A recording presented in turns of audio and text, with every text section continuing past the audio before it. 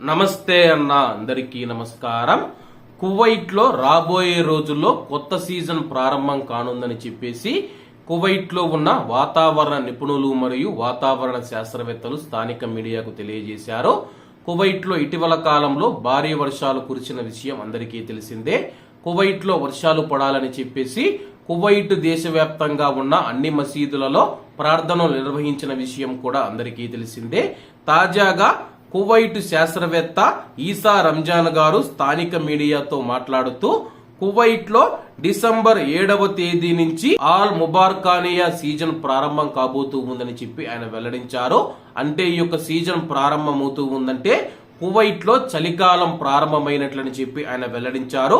December 7వ తేదీ నుంచి కువైట్ లో ఈ యొక్క సీజన్ ప్రారంభం కానుందని చెప్పేసి, అలాగే జనవరి 2వ తేదీ నుంచి కువైట్ దేశవ్యాప్తంగా ఎడారి ప్రాంతాలలో మనం చూసుకుంటే ఉష్ణోగ్రతలు 0 డిగ్రీలకు పడిపోతాయని చెప్పి ఆయన వెల్లడించారు.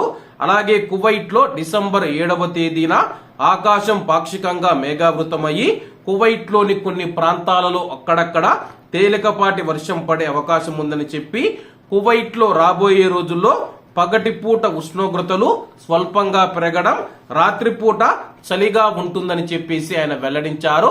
కాబట్టి కువైట్ లో డిసెంబర్ 7వ తేదీ నుంచి చలికాలం ప్రారంభం కానున్న నేపథ్యంలో ఇప్పటికే కువైట్ లో చలి ఉంది. కానీ కువైట్ లో అధికారికంగా చలికాలం సీజన్ ఏదైతే ఉందో డిసెంబర్ 7వ తేదీ నుంచి ప్రారంభం కానుందని చెప్పేసి కువైట్ లో ఉన్న వాతావరణ శాస్త్రవేత్తలు తెలుపుతూ ఉన్నారు. కాబట్టి కువైట్ లో ఉన్న మన భారతీయులు కువైట్ లో చలి ఏ విధంగా ఉంటుందో అందరికీ తెలిసిన విషయమే.